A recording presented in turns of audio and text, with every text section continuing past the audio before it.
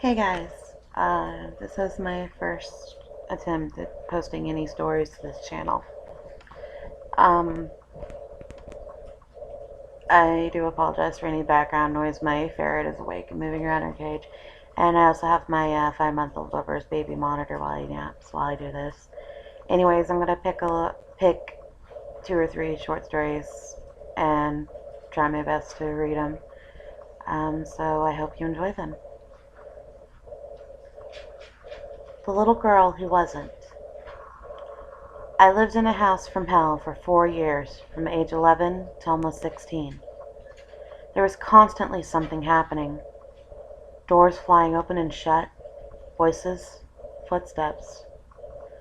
Nothing ever stayed where you put it. I was alone there a lot because both my parents worked, and I was constantly terrified. One of the most gut-level disturbing things, though, was the little girl in my bathroom. Every time I walked past my bathroom door, which was constantly since it was right outside my bedroom, I saw a little girl with blonde curled hair and a rose-colored dress. She just stood there, staring, looking like a photograph from 1905. I started keeping the door closed so I could walk by without seeing her, but she was always there when I opened it. Once I stepped in past her, I couldn't see her anymore, but I could feel her there. She scared me, but I felt really sorry for her because she was trapped there, just like me, but probably forever. As the years went by and things in the house continued to get worse, she started seeming darker. I started feeling like she wasn't really a little girl. I knew there was something ugly in the house, and I felt like it was presenting this sympathetic image to me. Then, I started thinking I was completely losing my mind. One day, when I was 14, I had a friend from out of town come stay with me for a week. I hadn't told her anything whatsoever about the house because I didn't think she would come if I did. Right after she got there, we were sitting in my room and she left to go to the bathroom. About a minute later, she walked back in with a puzzled look on her face and said, "So, there's a little girl in your bathroom." Um, yeah, she hangs out in there. Blonde hair? Curls? Pink dress? Yeah. You know that's not really a little girl, don't you? I almost threw up. I was so relieved and terrified and excited and ready to run out of the house screaming.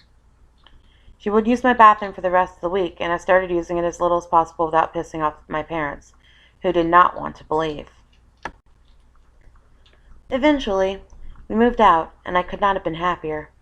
I distanced myself from it mentally as much as I could. Then, when I was 18, took another friend on a road trip to pack up a few things I'd left in the house. My parents hadn't managed to sell it, and wouldn't for 5 more years. The minute we got on the property, my friend seemed uncomfortable. When he came around the bend of the long, steep driveway, he went completely white. I could tell something was wrong, but he insisted he was okay, so we got to work. After a while, he asked to use the bathroom, and I directed him to mine. Not 20 seconds after he left, he came running back in, gasping for breath, and slammed the bedroom door shut behind him. He started babbling about a little blonde girl who isn't really a little girl.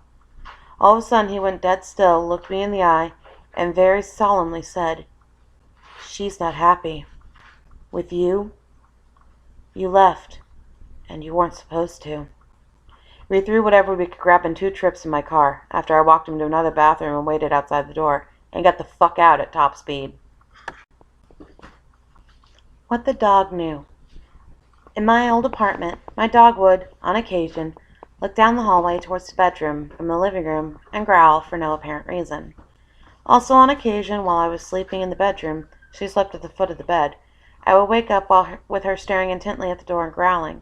She was a big girl, 140 pounds of Great Dane, Catula, and slobber.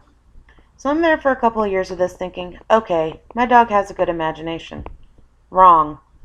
One night, I woke up due to not to my dog growling, but barking for all she was worth. And not at the door. She was barking straight at me. I opened my eyes pretty much immediately, and there was a blur of light leaning over me, very close, certainly less than 6 inches from my face. It was not distinguishable as a person. It more resembled a person-sized version of a colorful nebula you might see a picture of in a science magazine. 3-dimensional and all. I immediately got the distant impression that this thing had been watching me sleep, for God knows how long and how many times before. With all the clarity of that distinct feeling, I had no sense of what it wanted, whether it was malevolent or just curious.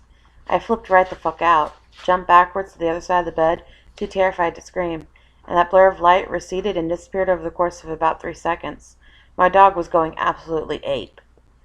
So shortly thereafter, I asked the building manager if anybody had ever died there. She investigated that and came back to me a couple of weeks later with a yes.